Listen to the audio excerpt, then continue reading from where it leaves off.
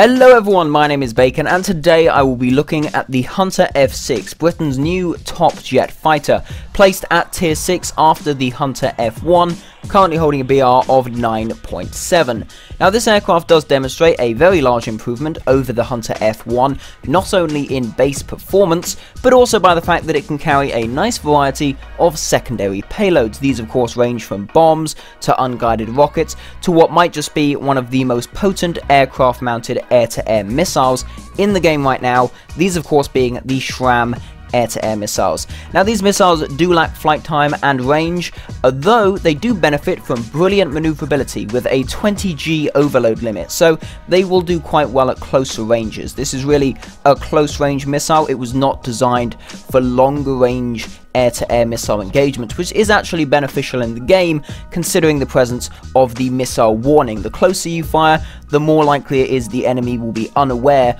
of the incoming missile. Now the aircraft itself does feature a much more powerful variant of the Avon engine than the one found in the Hunter F1, giving this a much improved climb rate as well as a fair improvement in both acceleration and top speed. There is also a redesign of the wing, more specifically the leading edge of the wing, giving it a sawtooth design, which for one thing does improve the sort of control at lower speeds, but also does give a slight improvement in maneuverability at all speeds. Although do keep in mind this aircraft is certainly not a turn fighter by any means. So one last thing I would like to note about the F6 is the nice selection of paint schemes. Not only do you have the stock camouflage scheme, but also some very nice historical paint schemes for the Blue Diamonds and the Black Arrows display teams, so some very nice stuff there. So with that all said, let's go and see how the F6 performs in air RB battles. So in our first game, the first few kills are all using the SRAM air-to-air missile. We start off with an F100. He is trying to fly down towards the main battle area. I get a lock from the side, fire the missile, and it just intercepts, hits him in the side, and that is bye-bye F100. I then see another F100 chasing a friendly F100. F100's everywhere, but I catch up to this guy, and once I get within such a range where he will not get a missile warning, I fire off, and the missile does hit. He doesn't turn too much, so it's very easy for it just to intercept, hit him, and that is another F100 out of the battle. I then have a Hunter chasing me. After a little bit of evading, I do get him off my tail. He goes for another friendly. I then come across another Hunter. He is sort of going along. I get the lock ready, get the lock at close range, and despite him turning, the missile does intercept, gets a solid hit, and that is another aircraft down, another kill for me. So all 4 missiles used, 3 kills. I wouldn't say that's actually too bad of a number there compared to how the current AIM-9Es would do, current Russian missiles. I think that's actually a pretty good record for these new British missiles. So coming up to the end of this game, it's a bit of a sketchy situation. 3 enemy aircraft versus me and a friendly FJ-4B. This F100 to start off, he flies into my guns. Bye-bye F100, that is now 2 versus 2, bit more of an even fight now. So I dive down, just get some more energy up, get that speed on, and I begin to turn in, trying to be careful not to over-G the wings too much. There was another F100, just did a gun run on the FJ-4B. He's fairly low on energy, I can catch him. He begins to pull away very slightly, but before he can, I get his wing. That's another F100 down. Now the final enemy to deal with is another Hunter F6. Originally it looks like he was engaging the FJ-4B, but now he seems to be pulling off into a fairly steep climb and losing a lot of his energy, so this does give me a chance to pull up and go for him. At lower speeds the Hunter is not very maneuverable, so this is a good opportunity for me to take him out. First burst misses quite a bit, but luckily for my second burst he exposes quite a big surface area. I'm able to hit the wing, bye-bye wing, and bye-bye Hunter, and that was the last enemy, so that is the end of that game. 6 kills, a fairly decent game there. I would say I carried the team, considering that I took out basically half the enemy team.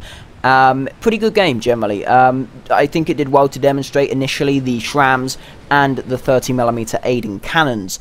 So with that all said, let's go and jump into our second game to take a look more at this aircraft. So starting off, fairly low altitude, got the speed on, going pretty damn quick, and I'm going to start off with a SRAM kill. So we have a Hunter here, flying along, happy and dandy. I get nice and close with the lock, fire off the missile. He wasn't going to get a warning from that, he really was not going to survive, so bye-bye Hunter, that is the first enemy down.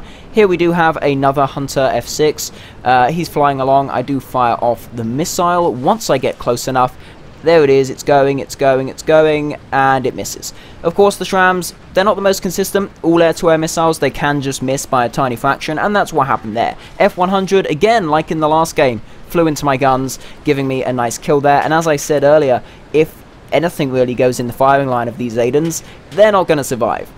Now, after a short stint of running away from an F-86K, I get back towards some other enemy aircraft, another Hunter by the looks of it. So I swing upside down, go for the head-on, fire my shots, and yeah, it looks like either he didn't fire or just all of his shots missed me, but I did take him out fairly well there, basically just shredded his entire aircraft, giving me my third and final kill of this game. After that, the last enemy was killed, and that was pretty much it. I got first on the team and 3 kills in that game. Not too bad there, and that actually was one of the earlier games I did in this aircraft after receiving it.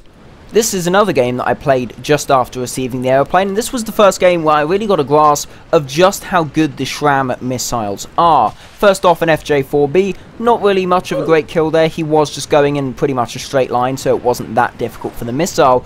But the next 2 kills are the ones that really made me realize early on just how good and just how useful that 20G overload is. 2 F-100s, both of them harassing a poor little friendly MiG-19. So, you know, the first one, he turns, he dies. The other F-100, he's flying off, climbing away a bit, and he makes the mistake of coming back and starting to head in the direction of the MiG-19. I'm not going to allow him to do that, fire off the missile, and again, he's turning, he is going in a fairly high G direction, and yet the missile just cruises on in there and destroys his aircraft. So really, this game was an early on game where I just realized, you know what, these missiles are pretty damn good. The 20G overload, incredibly useful in jet games. After experiencing missiles like the AIM-9Es and the Bs, in most situations, the enemy aircraft needs to be going in an almost straight line to get an accurate hit. With this missile, it can go in at almost a 90-degree angle and just take out an enemy aircraft. So really, a brilliant piece of tech you can have on this aircraft.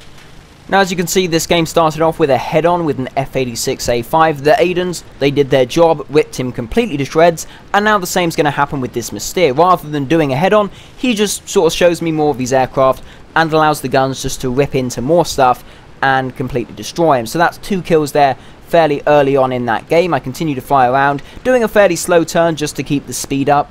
There is only one enemy left by the looks of it, and eventually I catch up to them. They try and turn, I get the Shram lock, get to a fairly close range, fire that thing off, and yeah, that's pretty much their fate sealed, and boom. And that was actually my last Shram, so, you know, I probably could have got him with the guns, but if that didn't hit, it would have had to have been a bit more of a risky fight with a one-on-one with another Hunter.